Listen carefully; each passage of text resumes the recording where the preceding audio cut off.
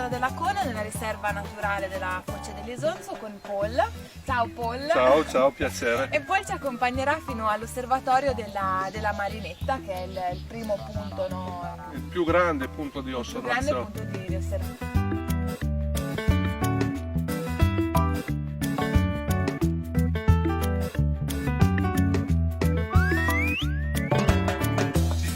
Di un uccello che si chiama il gruccione. Okay, il gruccione è un parente del martimetto. Osservare questa cosa. Ecco, che nidifica in questi parecchi.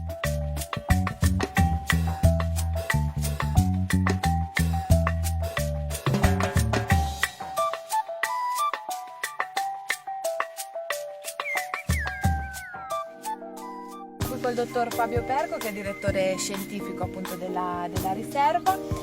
Piacere. Molto lieto. E avrei bisogno di farle questa domanda: come gestite qui il rapporto tra l'uomo e gli animali?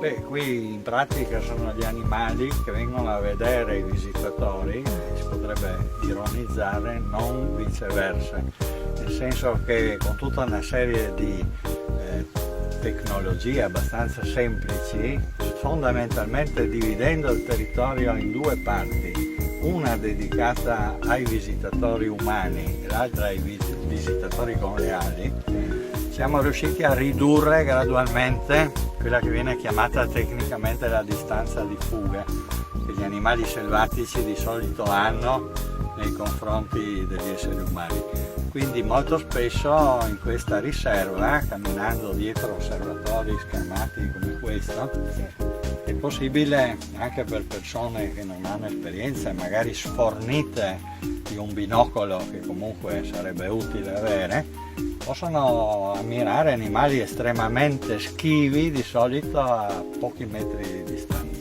E qui troviamo anche i cavalli liberi. Esatto.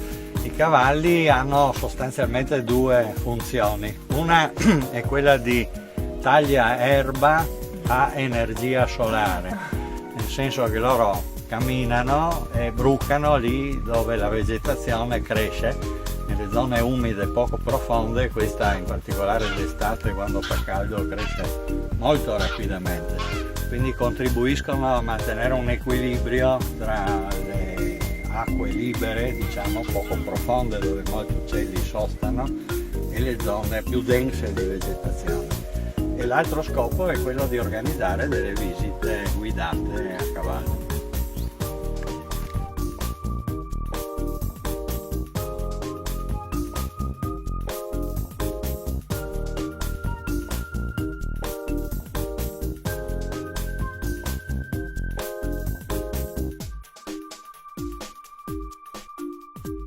Siamo all'osservatorio della Marinetta. Che cosa possiamo vedere da qui in questa stagione? Allora, questo è un momento di cambio sulla riserva. L'estate è finito, le specie che nidificano sulla riserva ormai hanno completato il loro ciclo riproduttivo e sono già andate via, e quelle che vediamo adesso o sono specie residenti o, come queste pantane che stanno arrivando adesso, sono specie che nidificano al nord e adesso stanno compiendo la migrazione o fino qua dove passano l'inverno, come i fischioni, qualche oca selvatica, germani reali, o come le pantane sono come un posto di stopover, di fermata, in quale la riserva per tantissimi uccelli, anche piccolini, è molto importante come un posto per mangiare, mettere su grasso per poi compiere la migrazione fino in Africa. La più profonda, roba molto resistente, quasi come uno scalpello che arriva anche a spaccare i mitili, e poi roba corta.